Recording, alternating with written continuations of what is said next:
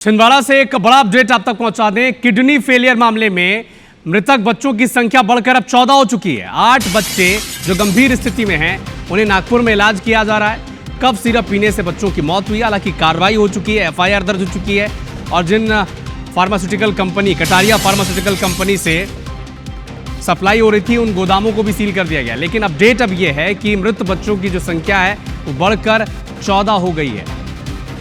Cough syrup पीने से इन बच्चों की मौत हुई है। अब इस मामले में एफआईआर भी हो चुकी है, एसआईटी का गठन भी हो चुका है। लेकिन एक महत्वपूर्ण अपडेट अब यह है कि मृत बच्चों की संख्या में इजाफा हुआ है। 12 से बढ़कर अब ये नंबर 14 तक पहुंच चुका है। तो खराब क्वालिटी की कफ सिरप और इसे पीकर कई बच्चों की जान चली गई। अब तक ये आंकड़ा 12 था, लेकिन ये आंकड़ा और बढ़ रहा है और 12 से बढ़कर ये आंकड़ा अब 14 हो चुका है। अजय द्विवेदी हमारे सहयोगी हमारे साथ जुड़ चुके हैं। अजय, एक तरफ तो कार्रवाई हो रही है, एफआईआर भी हो चुकी है, एसआईटी का गठन भी हो चुका है।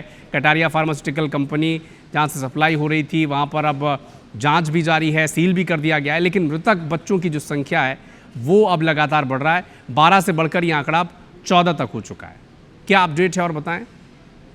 जी, मैं आपको बता दूं कि परासिया में जो किडनी फेलियर का मामला है, अब उसके मृतकों की संख्या बढ़ रही है। परासिया ब्लॉक में 11 की संख्या बताई जा रही है और छिंदवाड़ा के दूसरे ब्लॉकों की मिला के 3, ऐसी वर्तमान में 14 मृतकों की संख्या है। और आज जिला प्रशासन ने मुआवजा प्रत्येक मृतकों को 4-4 लाख रुपए देते हुए 56 लाख रुपए का मुआवजा दिया है।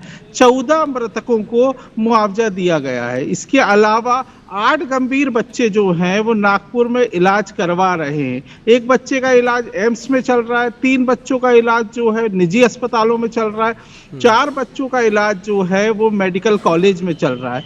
और जिला प्रशासन ने 3 टीमें बनाई हैं। तीनों स्थान में एक डिप्टी कलेक्टर और एक डॉक्टर की ज्वाइंट टीम रहेगी जो बच्चों का इलाज हो रहा है उसकी देखभाल करेगी। कुल मिलाकर कहना यह चाहूंगा कि कहीं ना कहीं प्रशासन पूरे ताकत के साथ काम कर रहा है और मुखिया मध्य प्रदेश। अजय, आपसे मैं ये समझना चाहूंगा कि अभी तक ये आंकड़ा 12 तक था। क्या ये 2 बच्चे जिनका इलाज चल रहा था उनमें से किसी की मौत हो गई है, 2 बच्चों की, या फिर ये 2 नए मामले हैं? जी, मैं आपको बता दूं कि ये पुरानी संख्या थी जो परासिया के अलावा चौरई और छिंदवाड़ा में जिन बच्चों की डेथ हुई थी, कुल मिलाकर 14 बच्चों को मुआवजा दिया गया है। ये डेथ जो है वह भी किडनी फेलियर होने के कारण हुई थी, इसीलिए प्रशासन ने उनको भी मुआवजा दिया है। जी ठीक है, आप नजर बना के रखिएगा। अपडेट आपसे आगे भी दर्शकों तक पहुंचाते रहेंगे। बहुत शुक्रिया। तो एक महत्वपूर्ण अपडेट, छिंदवाड़ा में किडनी फेलियर को लेकर लगातार बच्चों की मौत हो रहे थे। कफ सिरप पीने से बच्चों की मौत हो रही थी और अब पुष्टि हो चुकी है कि 14 बच्चों की जान इसमें गई है। 4-4 लाख रुपए का मुआवजा उनके परिजनों को दिया गया है। एसआईटी का गठन हो चुका है, एफआईआर हो चुकी है डॉक्टर पर, शिशु रोग विशेषज्ञ पर, फार्मास्यूटिकल कंपनी पर। उन कंपनी के गोदाम और दुकानों को सील कर दिया गया है और एसआईटी की टीम अब तमिलनाडु भी जाएगी, जांच भी करेगी। लेकिन एक बड़ा अपडेट ये है कि छिंदवाड़ा से किडनी फेलियर मामले में अब मृत बच्चों की संख्या बढ़कर 14 हो चुकी है।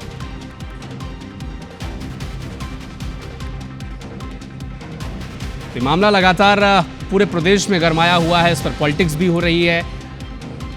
कांग्रेस पार्टी लगातार प्रदर्शन भी कर रही है, लेकिन हकीकत यह है कि ये जो कफ सिरप है जिसकी आशंका लगातार जताई जा रही थी कि कफ सिरप पीने से इन बच्चों की जान गई है, अब इस मामले में एफआईआर भी हुई है। जिस डॉक्टर ने पर्ची लिखी थी, जिस कंपनी की वो कफ सिरप थी, कोल्ड ड्रिफ्ट कफ सिरप, वो उस पर अब कार्रवाई की गई है। गोदाम को सील किया गया है, दुकानों पर कार्रवाई की गई है, एफआईआर भी की गई है, एसआईटी का गठन भी किया गया है। और जैसा कि हमारे सहयोगी अजय द्विवेदी भी बता रहे हैं कि 4 लाख रुपए का मुआवजा इन 14 मृतक बच्चों के परिजनों को दिया गया है। हालांकि स्वास्थ्य विभाग लगातार जुटा हुआ है कि इस मामले को कैसे कंट्रोल किया जाए और ये जो आंकड़ा है वो आगे ना बढ़े। इसके लिए जो आंकड़े हमारे सहयोगी अजय ने बताए हैं कि कितने बच्चे एम्स में जिनका इलाज चल रहा है, कितने बच्चों का नागपुर में इलाज चल रहा है, तो इन तमाम चीज़ों की फिक्र अभी स्वास्थ्य विभाग कर रहा है और परिजनों के साथ भी स्वास्थ्य अमला खड़ा है। 8 बच्चे भर्ती हैं और वहाँ के गवर्नमेंट मेडिकल कॉलेज में 4 बच्चे हैं, एम्स में भी 1 है और 3 प्राइवेट अस्पतालों में बच्चे हैं। तो इन 8 बच्चों के लिए हमारे यहाँ जिला प्रशासन के द्वारा एक डिप्टी कलेक्टर कार्यपालक दंडाधिकारी की ड्यूटी लगाई गई है, साथ में एक डॉक्टर की लगाई गई है और ये बच्चों के सतत संपर्क में रहेंगे, उनका मेडिकल रिपोर्ट्स और उनके अभिभावकों के संपर्क में रहेंगे और जो भी उनकी आवश्यकताएँ हैं उसकी पूर्ति करेंगे, जिससे कि इनके स्वास्थ्य सुधार में निरंतर निगरानी रखी जा सके।